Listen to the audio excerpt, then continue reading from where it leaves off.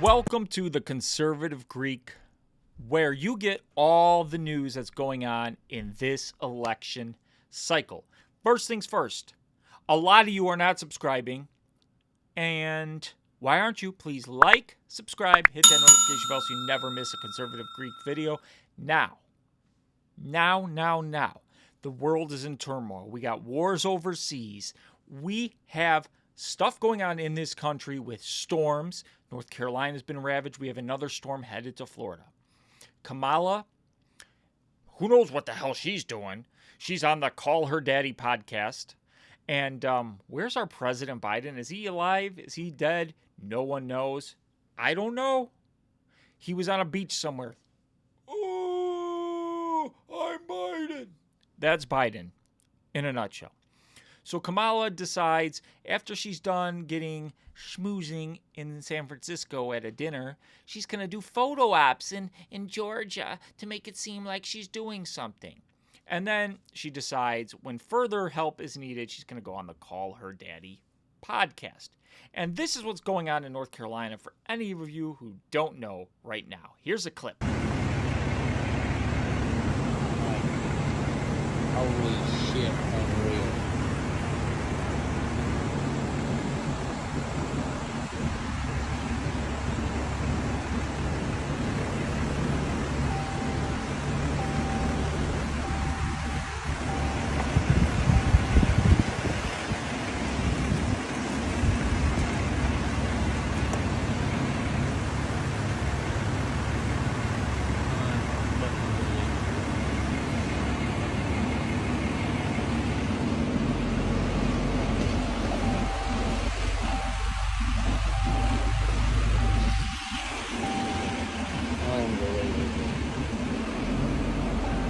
It is complete and utter devastation.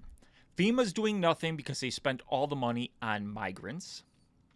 KJP will say that's false. The administration will claim that's false. They'll show you, oh, look, we've given this stuff. They're giving money to Lebanon, $157 million, while they're barely taking care of North Carolina. Now, the conspiracy theory in me will be like, well, these are red areas that have been ravaged, so why help them out before the election? But we're not going to go there because I don't want to politicize a storm. But I will politicize this and say they are not doing anything, and Kamala should not be doing podcasts, especially Call Her Daddy. And she was asked because she doesn't do a lot of interviews and stuff, and the Call Her Daddy podcast, whatever her name is, I don't even care to know her name.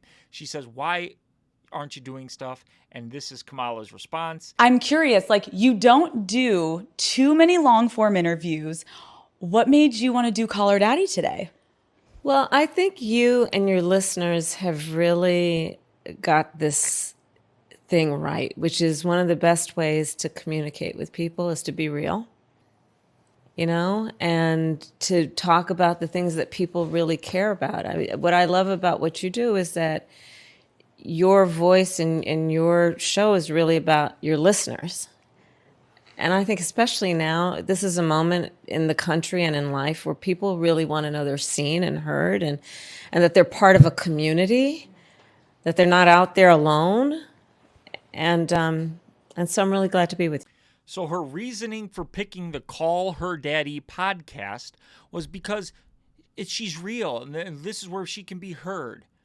You know, Trump's out there doing podcasts with big podcasters, but he's talking about the things that matter to the voters, like the policies, the economics of things. Not, oh, this makes you feel good. But here's what's funny, and I'm going to throw this on the screen now because of all podcasts to choose, she chose one where just a few episodes ago they were talking about Heather McMahon, blowjobs, hall passes, and frat daddies. You know, tell me your DEI, Kamala, without telling me your DEI. You're going on a sex podcast. Like, basically, that's what they talk about. How to be body positive, you know. Oh, let's blowjobs, hall passes, and frat daddies. Oh. This is not the kind of stuff that Kamala Harris needs to be going on. And, of course, did she talk any policies? No, of course not. She did not talk about policies. Let's get to another clip here of this amazing podcast. Daddy gang, to put it in our TikTok terms, I have seen girls on the street walk up to men and be like, do you know where a tampon goes? Do you know how many tampons we use? Do you even know how, do you know what a X or Y or Z is of a part of our, and they don't know the answer. I was the first vice president or president to ever in office go to a reproductive health care clinic. Did you catch that slip of the tongue? I was the first vice president or president. I think she is the acting president because our President Biden is dead. And I think she just said the quiet part out loud there. But let's not go there. They're talking about women on the street don't know where a tampon goes. So vote for Kamala Harris and Tampon Tim, because Tampon Tim also doesn't know where a tampon goes because he puts it in the men's restrooms in schools. Man, what amazing policies they're talking about, where the tampons are going. This is the stuff that Americans care about. I don't know about you guys, but I'm just thrilled with this. Like, where do the tampons go?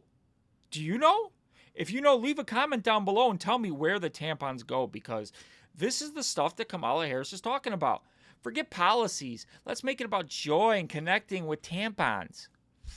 This is so ridiculous. It's not even funny. But let's play another clip, because if I'm not triggered enough and you're not triggered enough, we need to make you more triggered. Because if you're not angry at this and outraged at this, you don't understand what it is that the right is fighting. So here's another clip. Pose this question more to you and the Daddy gang, but one of the biggest conversations in this year's election revolves around a woman's body. Yep. I want to take a moment, and can we try to think of any law that gives the government the power to make a decision I know what you're going to ask. about a man's body? Let's just No. pause. No. Is there any law? No. It's no. Oh, so now they're trying to think of laws and stuff that takes care of a man's body, because the most important thing is a woman's body. We need to vote for our president because we need to protect a woman's body. No. And what about the draft? Huh? When you're sending men to war, aren't you making a decision about their livelihood and their body in the draft? Huh. I don't know. Kamala wants to just start wars, but she doesn't want to make decisions about these men's bodies. And if you truly care about women, which I do, okay? Don't you want to protect them, have safe borders? Don't you want criminals off the street? That's more important in everyday life. Don't you want an economy that's better, where they can thrive for their children and give their children the lives they deserve? Don't you want an environment where you don't want to kill your baby, where you want to raise it and feel honored to have a baby, where you can give them a great life and not have to worry how you're going to take care of them? No, but the Democrats want to keep you at this level. Republicans want to raise you up. We want to make things better for the future generations. But I digress. It's all about the woman's body. Let's kill a baby. How about making better choices in your life so you don't get in these situations where you would have to think about killing a baby?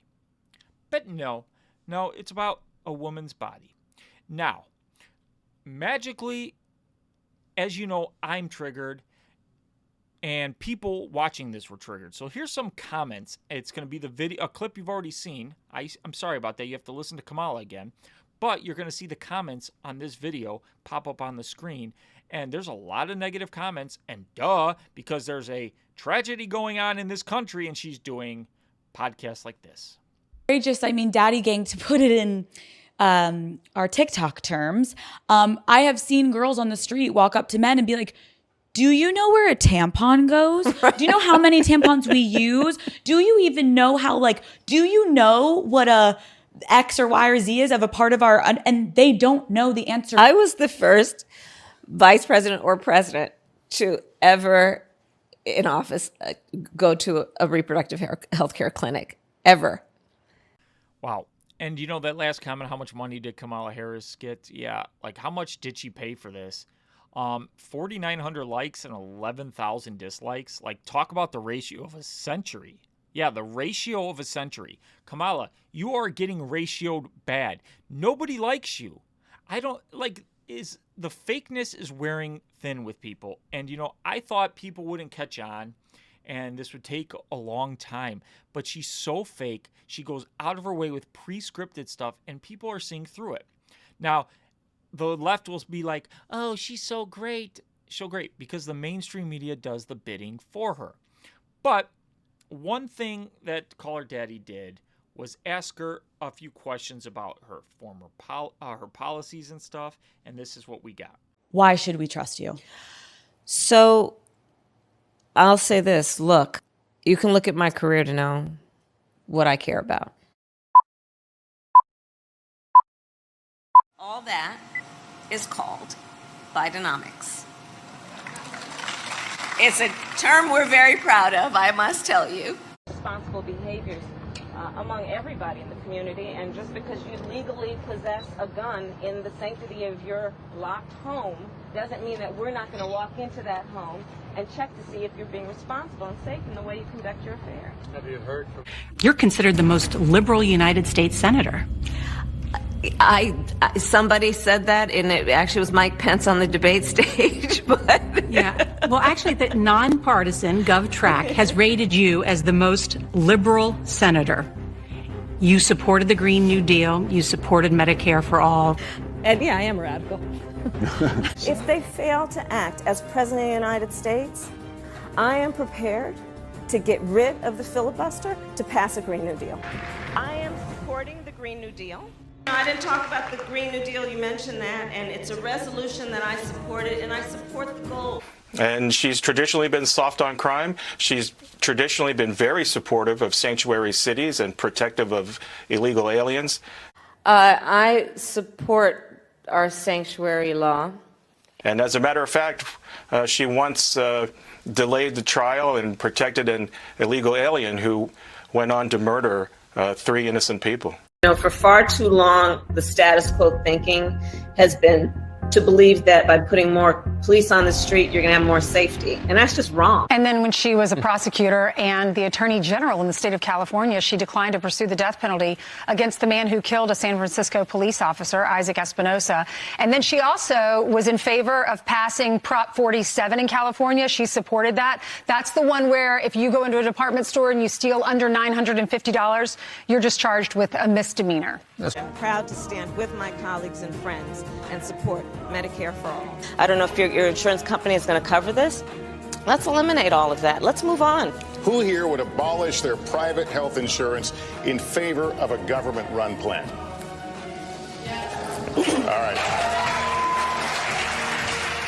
Raise your hand if your government plan would provide coverage for undocumented immigrants. The idea that we would have a president of the United States that vilifies immigrants, that wants to build what I call his vanity project, a multi-billion-dollar wall, which, by the way, will never get built. Because we have a president of the United States who has created a fiction about a crisis at the border around his vanity project called a wall. We don't need to build a wall. And by definition, just plain speak, basic English language definition, it is not an emergency. Is about a vanity project for this president. Right. That wall ain't gonna stop them. No.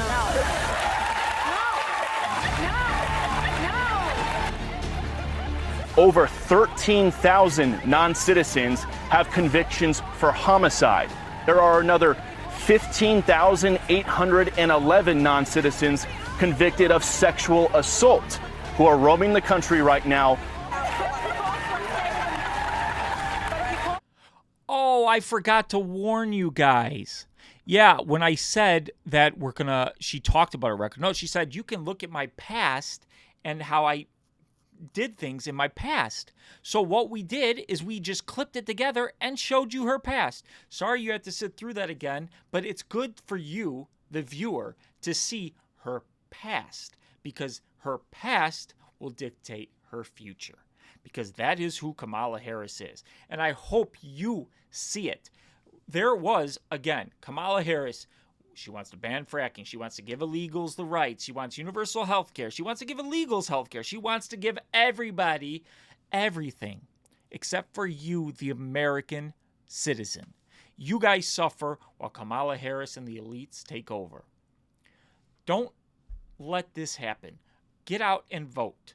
Get out and vote. Please like, subscribe, hit that notification bell, and remember, the conservative Greek is here, so never fear. I love you all.